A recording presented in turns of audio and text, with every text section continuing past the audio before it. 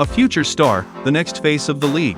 After previously breaking LeBron's record for the youngest player to score 35-plus points, rookie Flag erupted for 42 points today. He surpassed LeBron's 37-point mark, setting a new NBA record for the highest single-game scoring output by an 18-year-old. In other words, he became the youngest player in history to score 40 points. Although the Mavericks ultimately lost in overtime, Flag's potential undoubtedly amazed everyone. With Davis sidelined due to injury and Irving not yet back, the injury-riddled rotation couldn't overshadow Flag's brilliance. Over the last 7 games, he has averaged 25.7 points, 5.9 rebounds, and 3.6 assists. Putting up such numbers at 18 years old is simply astonishing. It's safe to say he has already secured his spot as a future face of the NBA. So, how has Flag performed after his early season adjustment period? In which direction is his future development headed? And once the roster is at full strength, how high can the Mavericks climb? Actually, Flag struggled at the start of the season. Despite being a top-tier prospect from high school and the NCAA, the NBA is a different world. No matter how bright the past, everyone starts from scratch in the NBA. Flag has played 26 games this season. In the first 13, he averaged only 15.2 points on 43.6% shooting. In the subsequent 13 games, his scoring average jumped significantly to 21.7 points, along with 6 rebounds and 4 assists, while shooting an efficient 51.9% from the field. The data clearly shows that after an initial adjustment period, Flag has gradually adapted to the NBA's pace. In today's game, he exploded for 42 points, 7 rebounds, and 6 assists. Next, let's analyze Flag's current skill set through game footage. Right from the opening possession, Flag attacked a mismatch against George. His ability to target mismatches is excellent. When a smaller defender switches onto him, he intelligently uses his size advantage to score. On this play, he drives left, uses 2 dribbles to get past George, and finishes with a floater. In this sequence, again facing George's defense, Flag demonstrates his strong ability to read the defense. He chooses his scoring method based on the defensive coverage. On this possession, he initially drives left similarly, but immediately recognizes that 4 Jazz defenders have collapsed into the paint. Driving hard into that crowd would be unwise. So, he showcases another weapon from his arsenal, the turnaround fadeaway jumper. A seemingly 1-on-4 situation turns into an isolation against George. The 6 feet 4 inches George can't contest the high release point. Watching the shot fall, Flag's drives aren't purely based on elite speed, but he excels at lowering his center of gravity despite his 6 feet 9 inches frame. On this play, Flag is matched up against fellow top prospect Bailey. He makes a sudden burst. Even Bailey, known for his athleticism, is left helpless. Flag doesn't rely solely on speed to beat defenders, but rather creates space by lowering his center of gravity and using angles. Look at this play. His driving center of gravity is even lower than the smaller guard Creighton. When he attacks like this, defenders have limited options. Of course, Flag is widely known as a versatile point forward. His impact extends far beyond scoring. The ability to pass out of double teams is a prerequisite for stardom, and Flag is already learning that lesson. On this play, he runs a pick and roll with Gafford. Bailey, guarding Gafford, aggressively shows hard on the screen, trapping Flag alongside George. Flag reads the trap the moment Bailey steps up, and is ready to pass.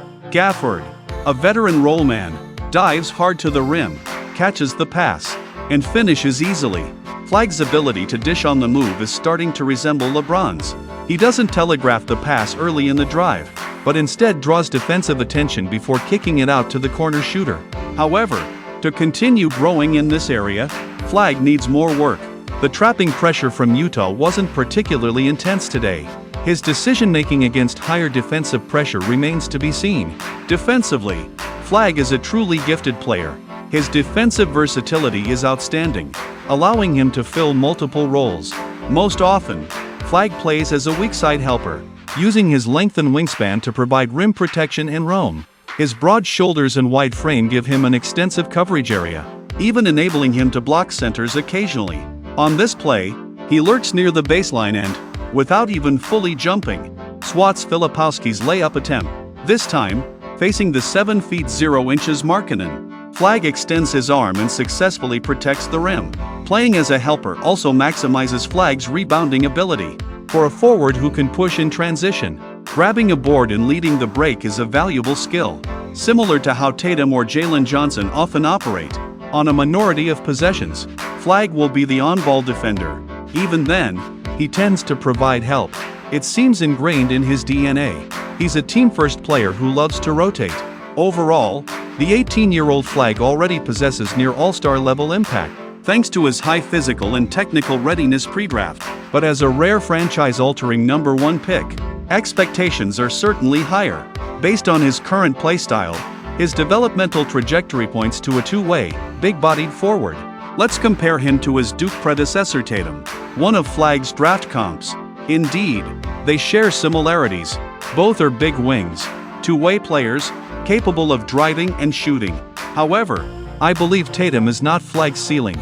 Flag's pure driving ability is better than Tatum's. His wider frame and lower center of gravity make it easier for him to get into the paint. This doesn't mean he's already a better finisher than Tatum. His touch and dunking abilities still lag behind. Furthermore, his consistency on floaters and layups in traffic is lacking. They tend to miss when contested. On plays like this, he easily gets into the lane, but his finishing against a center's contest is often lacking. He also rarely delivers violent poster dunks like Tatum.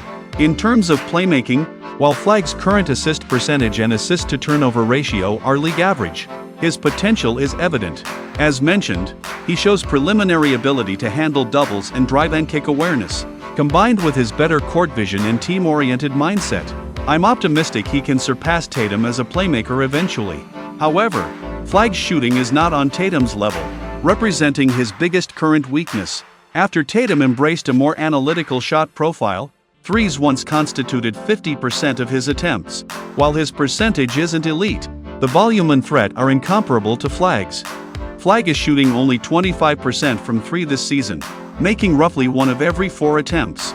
He also favors long twos from the free throw line extended, an area considered low efficiency in today's NBA. His accuracy there is only 30.9%. Clearly, the mid-range is a valuable weapon, but only if you can make them. Despite the mediocre percentages, Flag's shooting potential is undeniable. Firstly, his high release point provides good resistance to contests. Secondly, despite the low percentage, his shot selection and decisiveness are sound. He even confidently attempts step-back threes off the dribble. Such confidence suggests a reliable shot is just a matter of time. Flag is undoubtedly the most hyped rookie in recent years. He will likely become an all-around wing comparable to Tatum. If his shooting becomes consistent, his ceiling could be even higher. Additionally worth noting, Flag's scoring average has risen to 18.4 points per game, putting him back atop the rookie rankings. Given his all-around stats and recent record-breaking performances, the Rookie of the Year award will likely be his. After discussing Flag, let's talk about the Mavericks' current situation. Flag's career night unfortunately ended in a hollow individual achievement. Losing to a weaker Jazz team reveals several issues. They allowed a whopping 140 points, highlighting serious perimeter defensive flaws. Players like Nembhard and Marshall were targeted by George. Of course, they were missing their defensive anchor, Davis, and Irving still needs time to return. I've mentioned before that the fully healthy Mavericks have a real playoff chance. They currently rank 12th in the West, but are only 1 game behind the play-in tournament. Among their competitors, the Clippers have completely fallen off and pose little threat. The Jazz are focused on tanking and might actively lose more. The Trailblazers and Grizzlies are the main concerns. The Blazers play with a very fast pace this year, and Avdija has improved significantly. However, with Lillard out for the season, their roster has limited upside. As for the Grizzlies, the relationship between Morant and the team is uncertain, and a trade remains possible, regardless of their opponents. The fully healthy Mavericks, with Davis and Irving back, are the team I favor most. Their roster construction suggests they should be in the play-in mix, or even competing for a top 6 seed. They find themselves in this position due to injuries and chemistry issues. A trio of Davis, Irving, and the immensely promising Flag, once united, will be a force no team can take lightly. So, do you think Flag can lead the team to the playoffs?